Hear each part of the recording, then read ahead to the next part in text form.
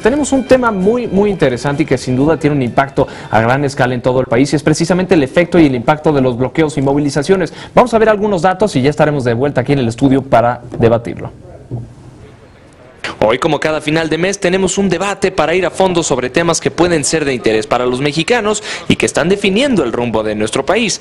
El año pasado fue uno en donde resaltaron las marchas por el caso Ayotzinapa, muchas otras a cargo de sindicatos, unas en contra del programa Hoy No Circula, otras por instituciones campesinas, el Instituto Politécnico Nacional y hasta por ONGs que pedían la atención del gobierno mediante sus manifestaciones. Según la Secretaría de Seguridad Pública capitalina, en 2013, tan solo el Distrito Federal vio 7.910 movilizaciones, siendo un año crítico por el número de marchas y plantones.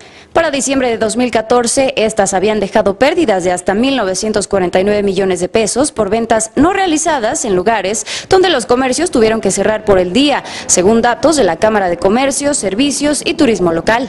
Es cierto que muchas movilizaciones fueron pacíficas, pero en otras hubo casos de violencia y vandalismo, como en el Ángel de la Independencia e incluso un jarrón histórico, por ejemplo, daños que se calculan en más de 27 millones de pesos. Como dato adicional, se estima que cada manifestación en la capital dura entre 4 y 5 horas y representa un costo de 23 millones de pesos en promedio por las afectaciones al transporte y al comercio. Eso hablando solo en la capital, pero este es un fenómeno que afecta a toda la República Mexicana, pues lamentablemente hemos desarrollado una cultura de la marcha, en donde las autoridades responden a las movilizaciones en la medida en la que éstas puedan crear el caos y afectar la actividad de otras personas. El artículo 11 de la Constitución garantiza el derecho de todos los ciudadanos para viajar dentro del territorio nacional y ya hay propuestas para regular las marchas con leyes de movilidad, pero la pregunta es, al final, ¿podemos encontrar la forma más consciente para reclamarle al gobierno sin afectar a la población, al turismo y a la gente que trabaja en las ciudades? Bien, pues ahí tiene usted algunos datos y para ver diferentes puntos de vista tenemos en el estudio a un set de personas muy interesantes. Bueno, en primera tenemos aquí a Alan León a nuestra izquierda, que es miembro del Centro de Investigación en Turismo de la Universidad de Anáhuac. ¿Cómo estás? Gracias, Rich. Muchas gracias por la invitación, Ingrid. Al contrario, estás aquí Javier Garduño, él es coordinador de Política Pública del Instituto para el Transporte y Desarrollo aquí en México. ¿Cómo te va? Hola, Ricardo, Ingrid. Muchas gracias por la invitación. Bienvenido. Y también Francisco Pasos, aquí a nuestra derecha, él es colaborador de Excelsior Impreso y también trabaja aquí en televisión, radio, bueno, en fin, en todos lados aquí para Excelsior. Bienvenido. Gracias. Gracias, buenas tardes. Y justamente para iniciar ya pues de lleno en el tema, ¿cómo podemos distinguir o hasta dónde empieza el derecho y termina, por supuesto, de un manifestante y dónde empieza el del ciudadano regular, digamos? En política pública, en bueno, experiencia. Creo que la experiencia diaria, cotidiana de lo que es la cobertura de un conflicto que contrapone intereses justamente y que representa una expresión social que no está de acuerdo con lo que está ocurriendo. Y es justamente un debate en el cual las autoridades han entrado y últimamente legislaciones que han tenido de vanguardia, como la misma ley de movilidad, pues justamente se contraponen esos dos derechos que están adquiridos y que es el derecho a la libre manifestación y el derecho a moverse sin que alguien te lo impida. Ahora, si desde las autoridades se genera este problema para plantear y sentar cuál es el límite de la libre manifestación y cuál es el límite en el que ese derecho violenta a otros, es justamente cuando se genera pues este hueco, este espacio en el que pues se contraponen. La misma ley de movilidad ha enfrentado últimamente la oposición de la sociedad en el sentido de que mucha gente no está de acuerdo en que se le tenga que avisar a la autoridad, por ejemplo, para poder manifestarse o que se tenga que marcar una ruta para poder hacerlo. La autoridad lo que está diciendo directamente el gobierno del Distrito Federal es: yo necesito garantizar esas dos cosas, por supuesto, el derecho a la manifestación, pero también que la gente pueda moverse. Hay casos de amparos, hay por lo menos 6 amparos que fueron ya otorgados por jueces federales a organizaciones civiles, a grupos de estudiantes e incluso a particulares, para que estos artículos de la Ley de Movilidad 212, 213 y 214 pues no se apliquen y puedan manifestarse de manera libre. Ahora, está siempre la pregunta, lo que comentabas, es justamente lo que está discutiendo, ¿qué derecho está encima de otro? Bueno, y eso es donde se vuelve interesante el tema, pero ahora me gustaría a mí irme a la situación actual, ¿no? Bueno, creo que las marchas, no solo en la Ciudad de México, sino en todo el país, han provocado nada más que caos. No sé qué tan eficientes hayan sido para realmente hacerle sentir al gobierno la inconformidad ciudadana. ¿Cómo lo ves tú, Yo sí Javier? quisiera poner un poco en entredicho esta idea, ¿no?, de que las manifestaciones causan caos. Yo creo que es más bien desde la óptica en la que se ve y desde cómo se define el problema público. Porque si pensamos que la marcha es mala de por sí, es como decir, bueno, cuando llueve hay más tráfico, entonces la lluvia es mala. No, o sea, hay que preguntarnos por qué hace que sea mala la lluvia. Y con la manifestación es un poco lo mismo, ¿no? O sea, hoy en día la manifestación genera un caos en la ciudad, pues por cómo hemos estructurado la ciudad alrededor de la movilidad en automóvil. Y eso hace que ese sistema de movilidad enfocado al coche es muy poco resiliente. Entonces, frente a un choque externo que puede ser la descompostura de un automóvil que te bloquea un carril, ya todo el sistema se empieza a desequilibrar. Entonces, ¿qué pasa cuando hay marchas? Pues se desequilibra todavía mucho más, porque el sistema de la movilidad en automóvil es muy poco resiliente frente a estos choques, ¿no? Entonces, pues si definimos que el problema es que no pasa un coche, pues claro que la manifestación es mala, pero un poco ¿qué es el contrafactual? ¿Qué pasaría si no hubiera marchas? O sea, ¿qué pasaría si no lloviera? O sea, imagínate que, no tendríamos agua. O sea, ¿qué pasaría si no existiera la posibilidad muy legítima de que cuestiones sociales que no se arreglan, agravios sociales que no se resuelven, cuestiones de justicia que no existen? Pues evidentemente hay que alzar la voz. O sea, ¿qué pasaría si no la alzáramos? O sea, ¿en qué sociedad viviríamos? ¿En qué sociedad nos queríamos ver? Y creo que hay que preguntarse un poco la pregunta de una manera distinta, ¿no? O sea, ¿qué es lo que estamos haciendo mal en la ciudad para que una marcha nos atrofie todo el sistema, ¿no? Y creo que esa es la pregunta más relevante. O sea, por ejemplo, yo veo un poco el caso de París, ¿no?, con las manifestaciones después de lo que pasó, los atentados. Pues, ¿crees que alguien se puso la pregunta, no, la manifestación es un caos? No, hay un consenso social de que la manifestación tiene una función democrática fundamental, que si la desechamos como diciendo marcha igual a caos, creo que nos perdemos una parte muy importante de la película que no hay que desechar así tan fácil, ¿eh?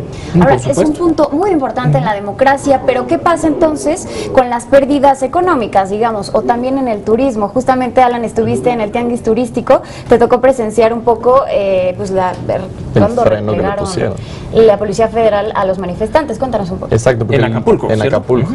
El tianguis, bueno, se llevó a cabo en su edición número 40 toda esta semana, terminó el jueves, y los manifestantes intentaron tomar el recinto donde se llevaba a cabo este evento, aprovechando la ocasión de que el presidente estaba ahí, ¿no? Es como que ellos quisieron buscar llamar la atención del presidente y bloquearlo. Sin embargo, unos 10 kilómetros antes de que ellos se acercaran al recinto, fueron frenados por los policías.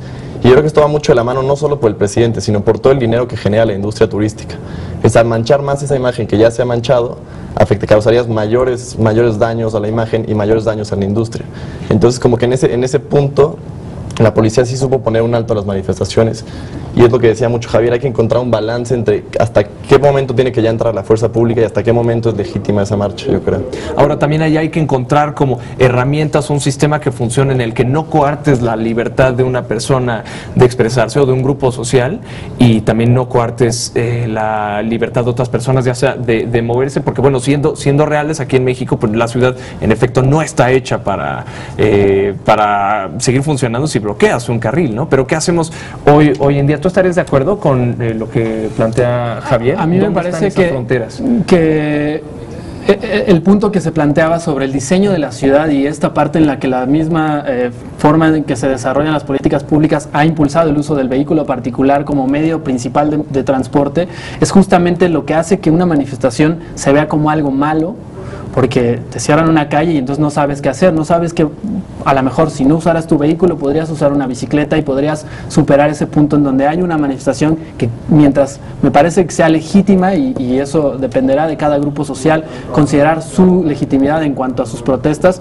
bueno, hay esas opciones. A mí me parece que hay un límite también en el sentido de cuando se afectan los sistemas de transporte público, porque si bien es cierto que hay un punto en el que la gente tiene que manifestarse, también hay mucha gente que se transporta en un metrobús. Cuando se detiene pueden afectar a 300 personas que van dentro de un metrobús. A lo mejor un vehículo particular, tengo entendido que en la Ciudad de México el promedio de viaje es de 1.2 personas por vehículo, es decir, una persona por cada coche, pero es una fila inmensa de vehículos, ok.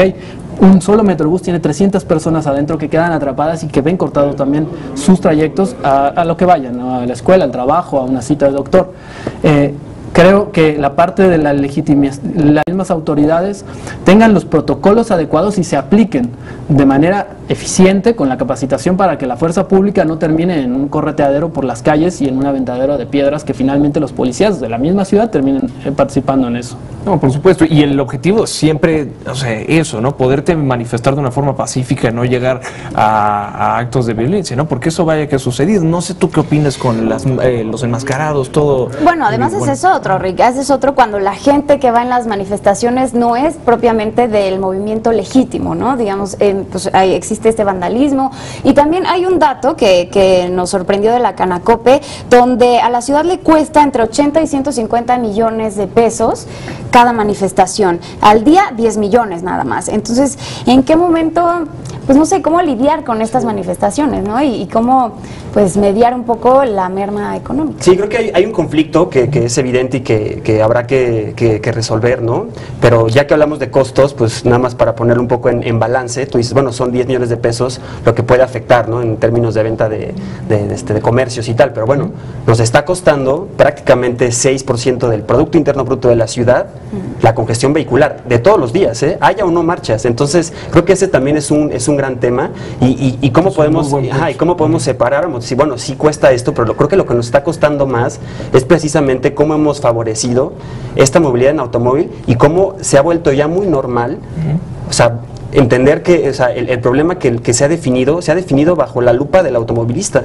O sea, ¿por qué no le preguntamos qué piensa un usuario de transporte, qué piensa un ciclista, un peatón de la marcha? Va a decir, pues no, a mí sí me dejan pasar. O sea, yo he atravesado cientos de marchas en mi bicicleta y los saludas, eres empático y pues, puedes un poco ser más afín a las causas, ¿no? Y lo que ha pasado con el coche es que la gente que se transporta en vehículos privados pierde un poco esa empatía de decir, ¿es justa o no esta causa? Pues quizás sí es justa, pero como yo lo veo desde mi automóvil, digo, puta, ya no me dejan pasar.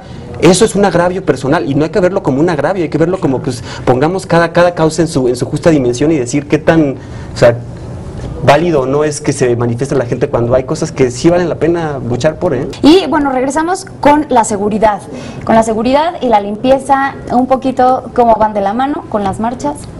Exacto, justo ahorita en el corte hablábamos del tema de Hong Kong, donde yo recuerdo muy bien la imagen de una protesta en la cual los manifestantes tenían una zona delimitada en la cual ellos se podían manifestar, hicieron sus protestas, recuerdo, si no me equivoco, frente al Parlamento, lograron lo que ellos querían, no afectaron a terceros, como era el tema que estamos hablando, recogen su basura y se van.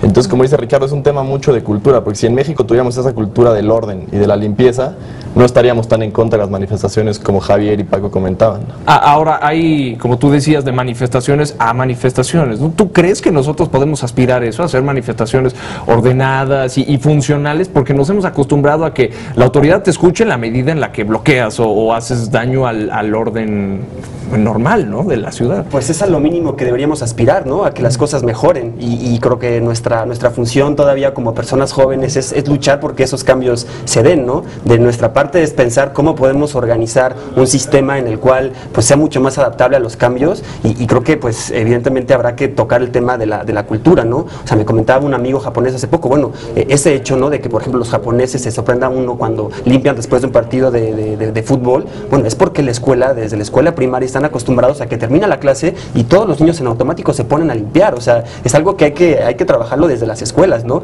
Y este respeto por los terceros, este respeto que deberíamos tener entre todos, pues creo que pues impacta mucho en qué tipo de educación estamos recibiendo, en qué tipo de educación se le está dando a la población, y bueno, y por otro lado, qué otras alternativas a la movilidad le estamos dando a los automovilistas que se están quedando atorados en las manifestaciones, porque pues si tú quieres pasar con un vehículo de 1,5 toneladas y que ocupa 12 metros cuadrados, pues sí va a ser muy difícil que pases, porque pues la verdad es que ocupas demasiado espacio, ¿no? Entonces, ¿cómo hacemos que el uso de ese espacio sea mucho más equitativo y que podamos definir esos problemas pues bajo la lupa de todos, ¿no? No solo desde los que están definiendo el problema porque tienen automóvil y porque creen que lo que se debe resolver es este dilema entre pues, si pasa o no. O sea, de hecho ya la Suprema Corte hace poco hubo una resolución de la Corte en la cual decía el derecho a manifestación se le garantiza a las personas, no a los vehículos, ¿eh? Y ojo, esta es una diferencia fundamental que hay que entender. Un punto importante. Claro. Francisco, y también pensar un poco en estos vehículos de seguridad. ¿Qué pasa cuando las movilizaciones obstruyen el paso de ambulancias, bomberos, policía? Y bueno, también se ha planteado llevar las marchas, las movilizaciones a un lugar en específico. Yo creo que este planteamiento de sacar las manifestaciones de la calle, a mí, desde mi punto de vista, es absurdo, porque justamente la manifestación lo que busca es eso, que se haga público, que se haga visible una protesta, un hecho en el cual un sector de la sociedad no está de acuerdo. Llevar una manifestación, una marcha, a un marchódromo, como se le ha dado este nombre, me parecería que no tendría el efecto justamente que busca la protesta. Ahora, es cierto, existen riesgos también en el mismo desarrollo de estas protestas que tienen que ver con el paso de los vehículos de emergencia, que muchas veces ven cortada su circulación, ¿no? Por este tipo de manifestaciones. Creo que, y retomaría el punto que se comentaba, y es que me parece que no es un tema de cultura. Hace poco hablaba con gente justamente del ITDP y decía, bueno, si a un holandés lo sacas de Holanda, lo pones en una calle de México ancha, con 4 o 5 carriles, y le pones un disco de límite de velocidad, seguramente no lo va a respetar, porque la misma infraestructura le está diciendo que puede circular a 120, a 130. Ahora, ¿qué pasa? Si tú lo sacas de eso y lo pones en una calle estrecha en donde puede circular a máximo 30 kilómetros por hora, pues entonces lo respetará. Creo que forma parte de un entorno. Si las autoridades que guían las marchas, si la misma gente que está en el entorno de una protesta se comporta de cierta forma y tiene cierto tipo de culturas, estas marchas pueden justamente recoger su basura, no violentar los inmuebles históricos por los que pasan, y las mismas autoridades también podrían coordinar, me parece, ciertos momentos para que una manifestación pudiera abrirse, permitir el paso de un coche de bomberos o de una ambulancia, dependiendo del caso, ¿no? Creo que es todo un entorno. Ahora, por último, me gustaría decir que creo que la Ciudad de México ha tenido avances importantes en temas, por ejemplo, la ley de movilidad, que se ha garantizado ciertos derechos y ha volteado esta pirámide poniendo al peatón en la punta de la importancia del espacio público. Pero también hace falta que protocolos de actuación como el de que hablaba de seguridad pública se cumplan, y que la policía, la gente que está encargada del orden público, tenga esta capacitación para poder acercarse a estas protestas. Y de lidiar con ello. Ahora, un punto bien importante, tú hablas también de contener o por lo menos regular de alguna forma que haya cierto tipo de orden en las manifestaciones. ¿Qué hacer con los enmascarados? Empiezo con ustedes por acá, pero ¿ustedes creen que se debería o no prohibir que la gente tenga el rostro cubierto en las marchas? Yo estoy totalmente de acuerdo en que se debería de prohibir que la gente estuviera con el rostro cubierto, porque luego estas son las personas que causan el mayor daño y es un problema localizarlos, ¿no? Nosotros no creo que tengamos la tecnología, veíamos los videos de los rehenes en Asia, donde ellos con simplemente ver los ojos y escuchar la voz los identifican. No creo que en México tengamos la tecnología para un manifestante que está agrediendo a una mujer, a un policía o a un niño, simplemente por los ojos o por la voz podamos identificarlo. Entonces yo estoy completamente en contra de que la gente esté cubierta con las caras. ¿Tú ves ese derecho al anonimato? Pues mira, yo más bien preguntaría un poco más a fondo, ¿qué es lo que está llevando a la gente a cubrirse la cara?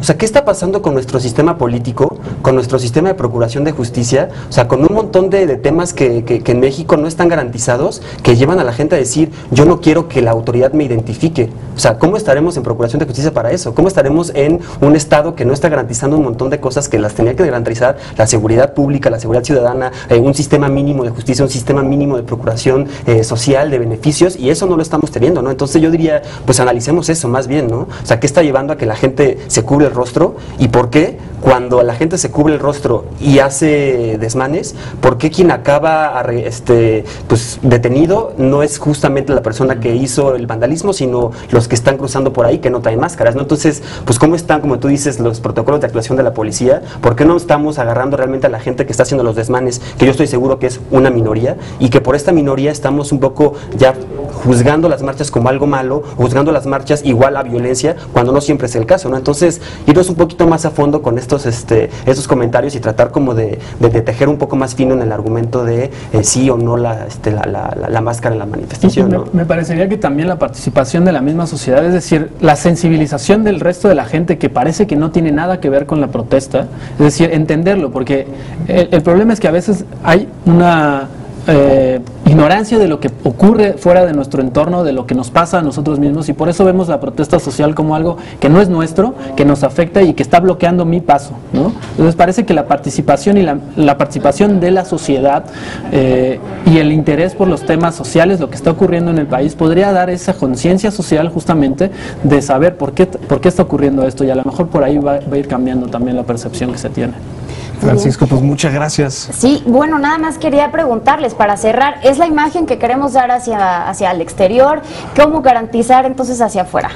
Rapidísimo, en 2 segundos. Pues creo que la imagen que deberíamos de intentar dar al exterior es que somos un país democrático que está abierto a distintas voces, que está abierto a distintas manifestaciones y que se puede poner de acuerdo en lo más mínimo, que es cómo queremos ver el futuro del país. Pues tú has dicho un punto bien interesante y creo que hemos tenido una mesa de debate muy completo. Nos quedamos por lo tanto ahí, pero los invitamos a que lo sigamos discutiendo. Por supuesto. Es un tema básico para nuestra sociedad. Basiquísimo. Muchísimas gracias, Francisco Pasos, colaborador de Excelsior, impreso en la sección comunidad. También tenemos a Javier Garduño del Instituto de Políticas para el Transporte y el Desarrollo de México. Gracias por estar aquí. Y también a Alan León, licenciado en Turismo de la Universidad de Anáhuac. Muchísimas gracias. Muchas gracias. Te invitamos a seguir cuestionando la información con los siguientes videos.